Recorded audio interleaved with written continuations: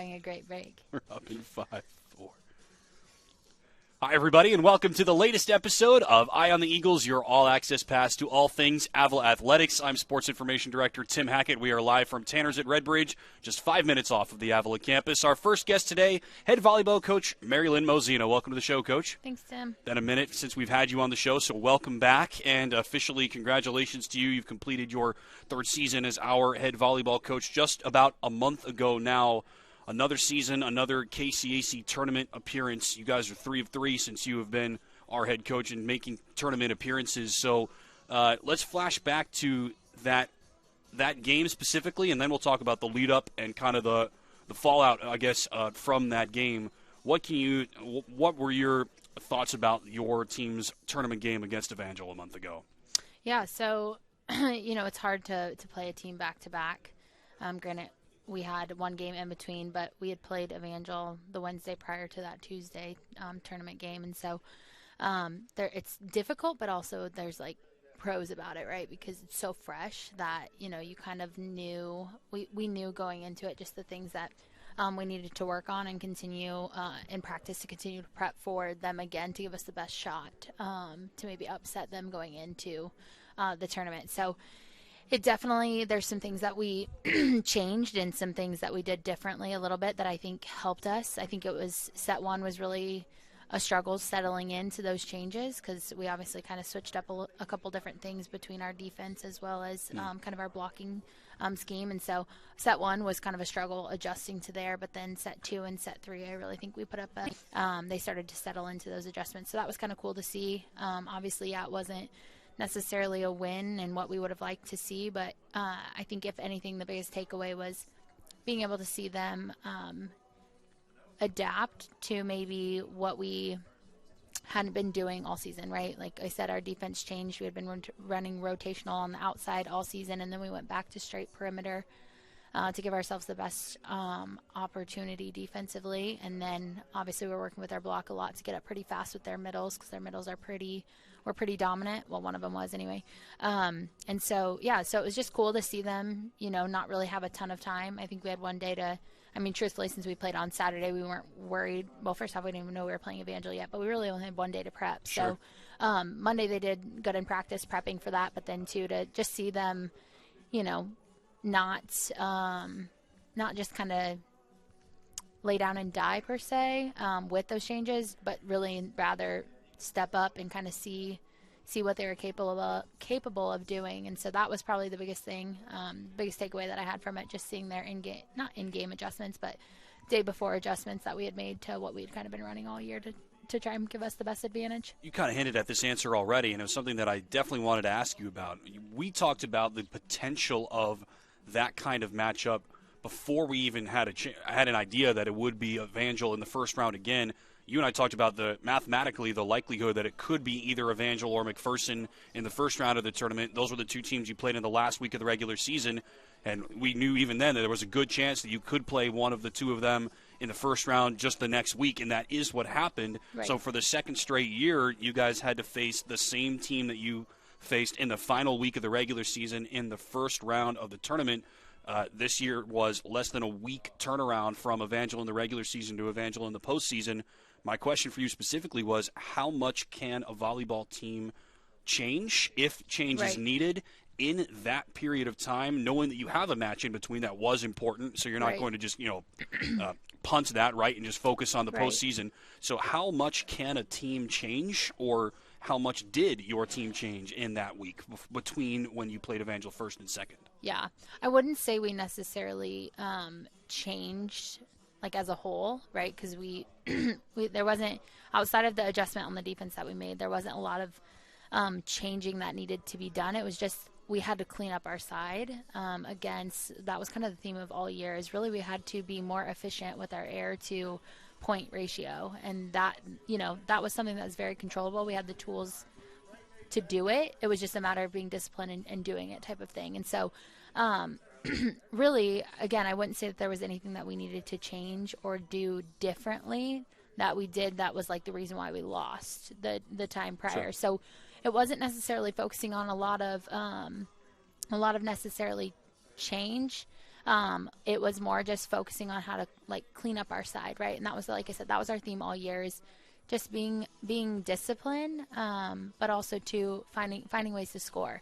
And I think we did a better job of that against Evangel the second time around than we did the first time, for sure. What do you think how does it change playing a team in the postseason that you just saw 6 days prior, rather than I'm picking a team like Ottawa, who was the 5 seed, Evangel was the 6, and Right. you had saw Ottawa, 4 weeks prior, so it would have been, and they were very different then than they were earlier in the season, just for example. So was there any change facing a team like Evangel you had just seen, more or less what they're going to do or who they have, versus pick any other team that you had seen 3 or 4 weeks prior? Would there have been any difference there, do you think? No, I think like drawing Evangel was the best advantage for us, because they were the most recent, and honestly, like, that was probably one of the better matchups that I would have liked to see.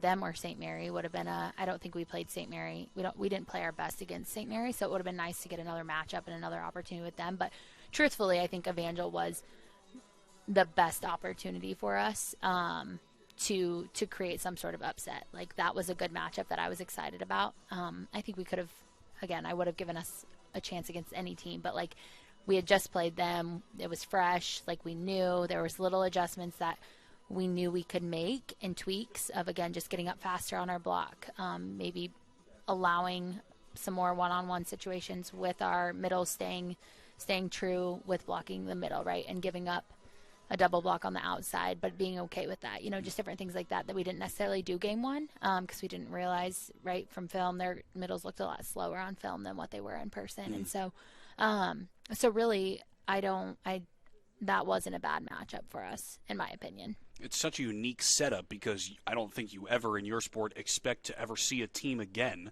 because you're not playing doubleheaders like you are in baseball or softball, for example, or in baseball especially, you might play a game and then you're going to turn around and play them again the next day. So you have some sort of work that you've done from game one or day one going into day two.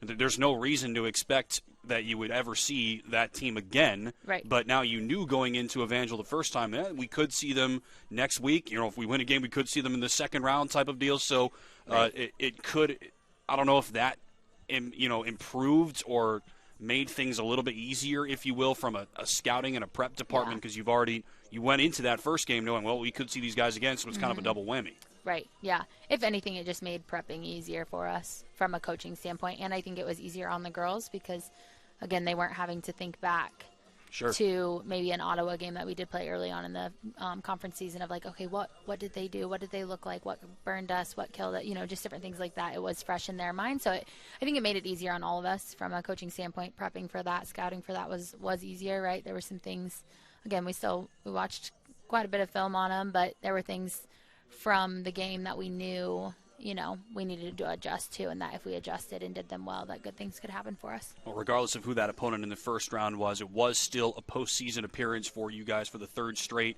season under your direction. You've made the postseason every year now.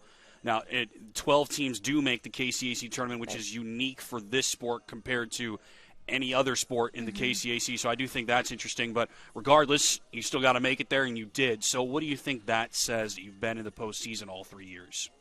I think the biggest thing is it shows that we're one of the top 12 teams consistently in the KCAC is the biggest one, but also too, I think, we've kind of bounced around from seeding. Last year we were a little bit higher seed. I think we had the 8 seed. This year, obviously, we were the 11th seed. So it's like, if anything, it gives me hope for what we're capable of doing for the future for this program. Do you think that maybe other sports will? Let me take a step back. Do you like the fact that 12 out of, we now have 14 teams in the conference now, obviously with Evangel in the mix, versus, and we've talked with our soccer coaches about this, only 8 teams make their field, only 8 teams make basketball now. That's a reversion for basketball, because my first year here was the year before you joined us, and basketball had 12 teams that year because it was the COVID year, so not every team was able to play as many games, so they kind of expanded the field to make sure that more teams got in, right? So that was a 12-team field for 2 years, and now it's back to 8. Volleyball has been 12 that whole time. Soccer has been 8 the whole time. So we've seen just in those 3 different sports, 5 different sports, right? Obviously men's and women's, but we've seen 3 different approaches. Right. I'm not trying to put you in your fight or anything, but right. What do you think about the 12-team field out of 14 teams in the conference versus 8 for soccer or even 6 for baseball? Well, I think volleyball is first off, it's not as physically taxing on your body as maybe soccer or basketball is, because you're not like physical, right? It's all a net is dividing you. So I think if anything, I think the 12 setup is good, because the nice thing about volleyball is really, honestly, anything can happen. So if anything, it's just giving more teams an opportunity to end their season on a high note, give themselves an opportunity to go on a run. I think we saw that last year in the KCAC conference. We had a 5 and a 4 seed in the championship. So I think it's just, if anything, it gives teams, more teams, an opportunity to kind of go on those late season runs, right? Obviously, everybody's wanting to peak at the end of the season. And so, if there's a 10 or a 9 seeded team that maybe upset the 6 seeded team throughout the conference, regular season play, but unfortunately are, in that 9 slot, well, then they've peaked at a really good time, and now they're missing out on an opportunity. Sure. So I think obviously there's pros and cons to both of it, but I think volleyball has an advantage because we're not a physically taxing sport, that it's very doable to do with the back-to-back playing, right? Yes, it's exhausting, and I'm not taking that away from volleyball players. It's still a lot to play back-to-back games, but it's not as physical, so recovery can be a little bit shorter turnaround. I always thought that you make a great point, because we do see teams play a lot. You were in 1 or 2 tries this year. You have to play 2 matches in one day. I was at the KCAC tournament at Hutch this year, and the teams in the finals have to play 3 matches in 2 days. Right. So I always thought, and obviously those are the most important matches that you're going to play to that point. Right. So it gets harder, more physically taxing when the games get more important. So I always thought that was kind of a difficult trade-off, tough pill to swallow, I guess. Right. But maybe I'm just speaking of maybe as a non-athlete, because if you're a coach or a player in that championship game after having played 2 games the day before, my guess is you're able to just kind of dial back in and go back in even if you're tired. Well, that's how the NAIA national tournament used to be. It used to be set up where you'd play 2 games in one day in the round of,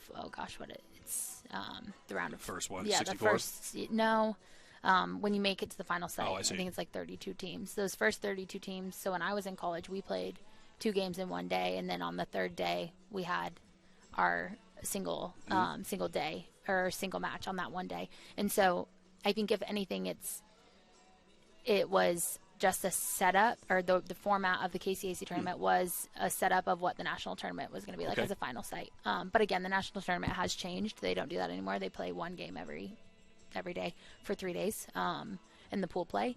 But yeah, so I think, again, it's obviously there are pros and cons, right? It's not ideal to have to play in a championship tournament or a conference tournament. It's not ideal to play back-to-back games in the same day by any means, but I think, again, it's much more doable than it is for a soccer team or a basketball team. That's fair. And speaking of that final site, Oklahoma Wesleyan did make it there this year. Like I said, I got to see the championship game. I was privileged enough to be there. We didn't get to see them at home this year, so I was watching y'all's match against them. Obviously, we talked about it on the show, but I got to see them in person, right, in the championship game and in the semifinal. And I can tell you that everybody on the table with me, we were all very impressed. It was just that we've seen a lot of good teams come through the KCAC. Obviously, 2 years ago, Ottawa's tournament title team was really good. Like you said, last year there were a couple of upsets, if you will. And this year, with all of the parity in the league, we didn't have Oklahoma Wesleyan was by no means a dominant team this year. They were really good in the KCAC, but they didn't go undefeated by any means. Yeah. And we still had 1, 2, 3, and 5 as your final 4 teams in the tournament, 1 versus 2 in the championship game. So it's just kind of weird how that ended up working out. And then Oklahoma Wesleyan looked really, really good when it mattered the most, I guess. So fair enough to them, I guess. Right. How much do you follow the NAIA tournament or the KCAC tournament whenever your season ends? Yeah, I watch it. I follow along more from a distance. I don't necessarily watch it, sit down and watch it, but I definitely follow along, pop up on the scores. I watched a little bit of the NAIA tournament the other day when pool play was happening. I watched a couple matches, Midland and Concordia, 2 Nebraska teams. Concordia was the higher seed, and Midland upset them. So, and then obviously just having been a player in the North Star, Viterbo upset Midland, so that was cool to kind of see, obviously just being from the North Star Conference. So yeah, I definitely follow along a little bit, but I've really, been following along on the NCAA tournament as well. I was about to say there is another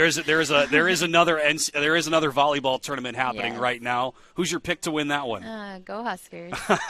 I guess I'm not surprised by that. I mean, yes. it's not exactly a bad pick. No. Are they betting favorites probably? I don't know. A lot of people are picking Wisconsin Really? over them, honestly. Yeah, but also fair enough based off of the way Nebraska played against them the last game. Wisconsin swept them 3-0. Oh, it was right. kind of an embarrassing performance for Nebraska, and I shouldn't say embarrassing, but just like it wasn't there. They definitely didn't show out by any means. They usually get up for that matchup, as we both know. And they just looked weird. It wasn't the normal Nebraska team that you've kind of probably, if you followed along, that you would see all season. So. I feel like we've seen times before where Wisconsin beat them late in the regular season because there's no Big Ten tournament, obviously, as we've talked about many times before. Right. But late in the regular season, they always seem to match up. Wisconsin wins that matchup, and then they meet in the Final Four of the NCAA tournament, and Nebraska wins in 5. Right. So that's happened more than once. I'm hoping Wisconsin gets knocked out long before Nebraska and them matchup. But just because Minnesota's already out, so that's no surprise. I don't want a Big Ten matchup again. I'd love to see a Stanford Nebraska matchup again. I guess I would be on board with that. Not if it's at the expense of Wisconsin, but I would be okay with that. Just not a Wisconsin fan. But you know what's funny is one of our girls on the team is from Wisconsin, right. So it might be fun to see because we're 1-1. Siobhan and I, when they played, she's always like, "Oh," and I was like, "Yeah, that." You can have that one. That was bad. Well, you got all the head-to-heads against me, I guess. So you always will have that one. Yes. End of your season was officially just about a month ago at this point. What are you looking forward to now that the actual competition is in the books? I know it's never over, right? So It's not like you're not doing anything. But what are you looking forward to now that the season's officially behind you? Yeah, I'm looking forward to a break. Just being honest. But also I'm looking forward to spring season. Really, our girls saw a lot of growth throughout the season with just the little amount of time that we could work on with the tactical side of things, just because we are having to do so much team stuff because we're playing games. So I'm really excited for a spring season with a lot of these girls, especially the freshmen and the transfers that came in this last year. I think last year our freshmen saw a lot of growth in the spring season because we are able to just really break down and hone in on the skills and get grow their tool belts and widen that stuff. So I'm excited for spring season, but also I'm really excited about the work that they're going to be putting in the weight room. Coach C does a great job with them. He's phenomenal. We see so much strength come out of the spring season after the weight room, and so that's something I'm really excited to, just to see our girls get stronger, but also to jump higher as well. Looking forward to seeing the growth for your team as we move into the spring and then head on into next fall. Yes. Thanks, Tim. That's head volleyball coach Marylyn Mozena. Thanks for joining the show, Coach. Much appreciated. Thanks for having me. You're watching Eye on the Eagles. We'll be right back with head football coach Derrick Alexander. That's next.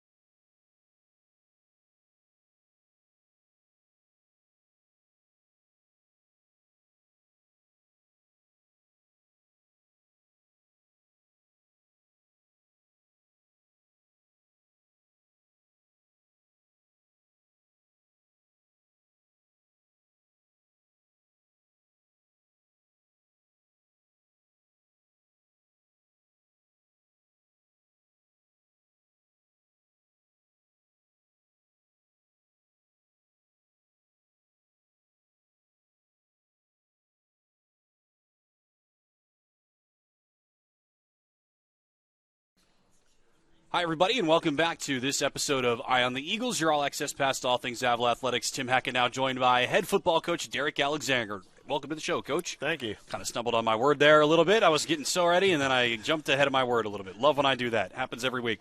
Anyway, it's been a minute, so thank you for joining us. Welcome back to the show.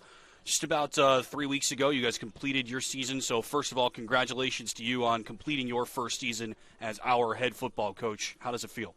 It feels good. It was good to get the season under my belt. Learned a lot of things. Trying to figure out now, what we do different, things we would keep the same, and just a good learning experience for me. I know I'm no coach, as I always talk about on this show, but I know how much my first year was a learning experience for me. So you've been a part of this, obviously, for a while, college football, as a player and as a coach, but now your first year in the books as a head coach. What have you learned, and what do you want to keep moving forward, moving on from here and in the future?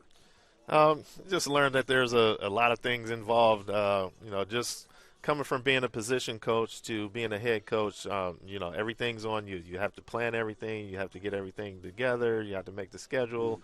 You have to do there's so many other things involved, and other than just being able to coach or recruit or things like that. It's just all the little details. Everything's on you. So just making sure that I have a plan together, making sure I keep good notes of what I've done so far, or what I want to add, or what I might want to take away. Just talking to the coaches on my staff and players and seeing what type of things worked and what didn't work. Specifically, about 3 weeks ago, you guys had your last game of the season against St. Mary. You and I talked about the previous week against Sterling. I called it, I thought, your best overall performance to date. And if Sterling was the best overall performance, St. Mary was a close second, as you guys looked really, really good from start pretty much to finish at that point. So, I had to watch it from a distance. I wasn't there, but just following along from the game. Again, you guys got off to a 35-0 start at halftime, which is as good as we had been this year. So, your overall thoughts from your last game of the season against the Spires?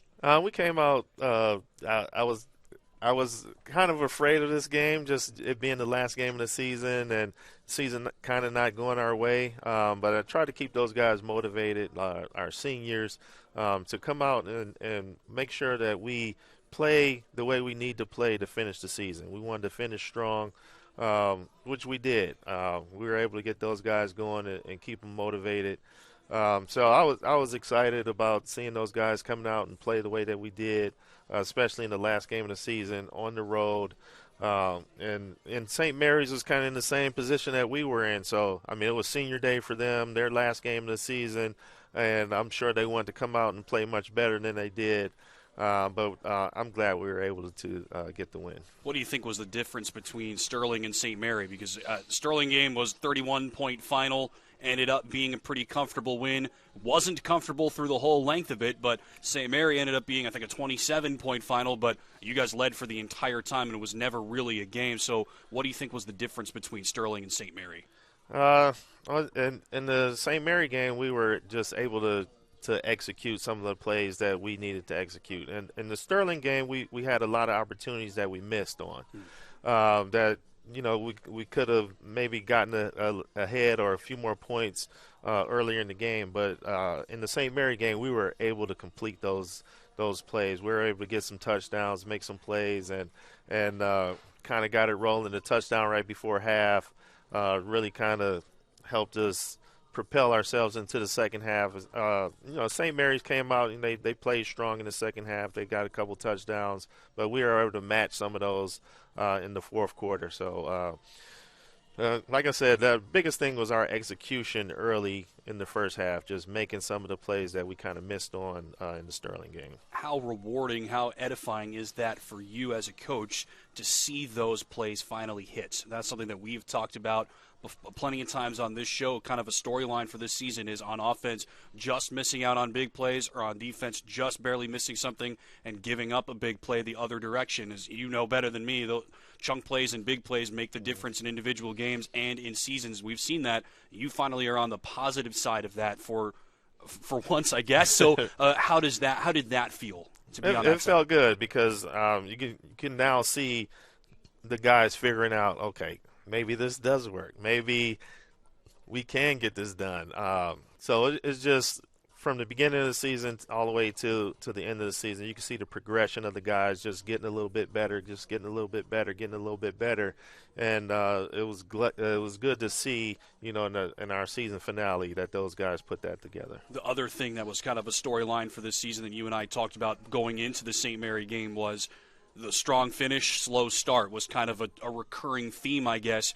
But this way was the complete opposite. Like we said, 35-0 lead at halftime. I don't think you could have dreamt up a better start overall offensively and defensively, obviously. So what do you think how did you feel about that, finally getting to see you guys start the way that you want, execute at a high level, and walk away with a win?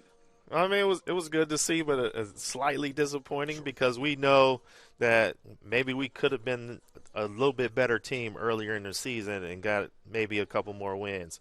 But again, it's satisfying to see that we did finish strong. We are able to make the plays that we think we should make and put it all together. So hopefully those guys can now see that, our game plans and the way we put things together and the players that we have, we are able to make plays. We are able to compete and do the things that we need to do to try to be a better team next season. The other thing that we talked about going into St. Mary was the kind of the microcosm of the season, being able to finish the season strong, and you did that by winning 3 out of your final 4 games in the regular season, and the only loss came to Ottawa, which was the division champion. So now, as we talked about, the 2 divisions ended up not being created equal necessarily.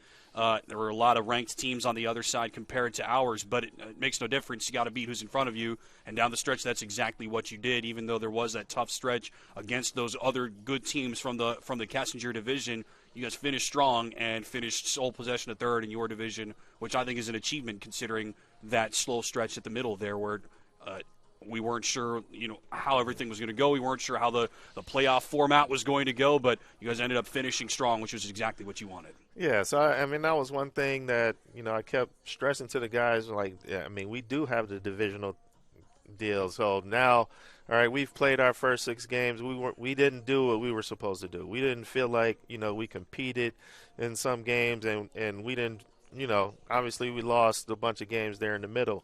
But once we got to, our divisional play is now, okay, we're clean. We're good. We got to now try to compete and win our division. So we stumbled out of the gate with those first 2 games, but, luckily we were able to finish up strong with 3 wins out of the last 4. And that ended up being your plan for the division ended up being completely correct. Not that I knew that 100% going in. It's not that I doubted you, but no one confirmed it to me. But ended up being right. Yeah, win the division, you make the postseason, which is exactly what we thought going in, and that ended up being simplest answer is often the easy one, is often the correct answer, as they say. So there you go, and that's what Ottawa did. They were a little bit of a surprise team in that regard, I guess, but their run offense was really, really good, as we got to see, and there you go. They won enough games, division champs, postseason bound. So it's not that it's easy, but that's all it took at the end of the day. Yeah, I mean, Ottawa did a great job when we played those guys. We were still in the running just because we had only lost 1 game against Kansas Wesleyan in our division, and we felt like we had the opportunity to play with those guys, but they did a great job. They came in and got the win against us. And then they continued on. They beat Kansas Wesleyan, and they won enough games to make it to the playoffs, which is, kind of gives us hope. I mean, hopefully our guys can see that, when we have opportunities to win some of these games, we've got to take advantage of it, and, that'll help propel us going into the next season. That has to be, I think, a big takeaway, that if this is the plan for the KCAC going forward, which apparently it definitely is based on this season, then that means either division is wide open for the taking every year. And we know in a couple of years they will restructure the divisions based on the records from this season and last season. So that means it's going to be a revolving door again, and some team's going to have an opportunity in a couple of years to do what Ottawa did this year. And all you have to do is win enough games, and you're division champs and in the NAIA tournament, which that's why we thought that was the plan, because that's the whole point. And that makes a great opportunity for any team, and I guess, I don't want to sound derisive, but a team like Ottawa to get in there and show what they can do, and that's what they did. Yeah, the format now, it guarantees that we get 2 teams in, and hopefully, if we have another team in there that's that's good enough, we can get 3 teams from our conference Sure. in there. So I think it's just a good thing for our conference to be represented in the playoffs in that way. And we have to get there and do some work once we get there. So, but the hardest part is getting there. I mean, you have to play all these conference games and show that you deserve to make the playoff. About a dozen of your guys were named KCAC All-Conference this season, which is an impressive total, one of the higher numbers in the conference. So we don't have to talk about every single one of them individually because we'll be here for another half hour. But there were a lot of deserving candidates. Again, more than a dozen got either honorable mention or second team. So I think that's an impressive haul for this team. And just about every position group was represented as well. Offense, defense, and special teams. Offensive line, defensive line, wide receivers. List goes on. So that means that, to me, that there was plenty of talent, plenty of production across the board on y'all's team, which I think is a really good reflection of what you guys did as coaches and what the guys did on the field. Yeah, I mean, it was good for those guys to get those honors. We always felt like we had a good team. Just putting it all together with the new coaching staff, new offense, new defense, and all the things that we had to do once we got here. And plus, a lot of those guys weren't here in the spring when we got here as well. So, I mean, just a couple weeks of training camp, and then we were rolling. So it was good to see those guys get those honors. I think they deserved it. Big picture, we talked a little bit about this when we started the show, but how would you summarize your first year as a head football coach? It was good. I mean, I think we came in here with a plan, or I came in here with a plan, and it's almost being executed, right? And I know there's a few things that we didn't do that we wanted to do, like win the conference. But I think we're on the right track. I think we're heading in the right direction. So I feel pretty good about where we are right now, especially. Now I'll get another year under my belt, get another recruiting class in here, and some guys that we feel like will help us be more victorious. There's and the Avila football season is over, but there's plenty of other football action still going on as we get into the second week of December. NAIA playoffs are in full swing. We just mentioned Ottawa was in there, Evangel was in there, obviously, as the champions of the other division. I don't always have the time to watch as closely as I would like to because there's always other stuff going on. How much do you follow the kind of the bigger picture? Or once now that your season is officially over, how much do you kind of look and see what the rest of the NAIA is up to here in the postseason? I mean, I take a peek every week, see who's winning and who's not. Just not really watching games. Just trying to get our recruiting class together here, trying to get some guys in here before the spring. So, once our season's over, we got to now flip the switch and go back and analyze ourselves, see what we need to do better, and see what kind of players we can bring in here. There's also some football going on at other levels of college as well, and I know there's a specific other team that you've got some connections to that has been in the news lately. So, anything you want to report on that front? Well, I mean, the Wolverines we were talking about. Number one team in the country right now, so going to the Rose Bowl to play Alabama in the college football playoff. So excited about that. Hopefully get a chance to go to the game and all right. Hang out with some of my former teammates and people I haven't seen in a while. So that'll be a good time. It's not like Michigan football has ever been bad per se, but I mean, what's it like to see them at this? I mean, obviously, you still got at least one, hopefully two more games still to play, right? But at this stage, number one team in the country, number one seed, what's it like to see your school up there on that tier?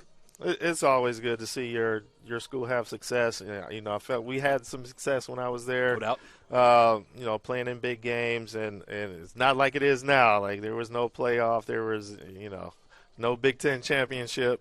But although we won the Big Ten championship, the Big Ten, in the years I was there wasn't a championship game. So it's good to see those guys excel, go undefeated, win a couple Big Ten championships in a row, get a chance to go to the playoff, and hopefully we can win a couple games there. I know it hasn't always been great news for Michigan football this year. It's been a weird year, but get to finish the year as the number one seed in the college football playoff.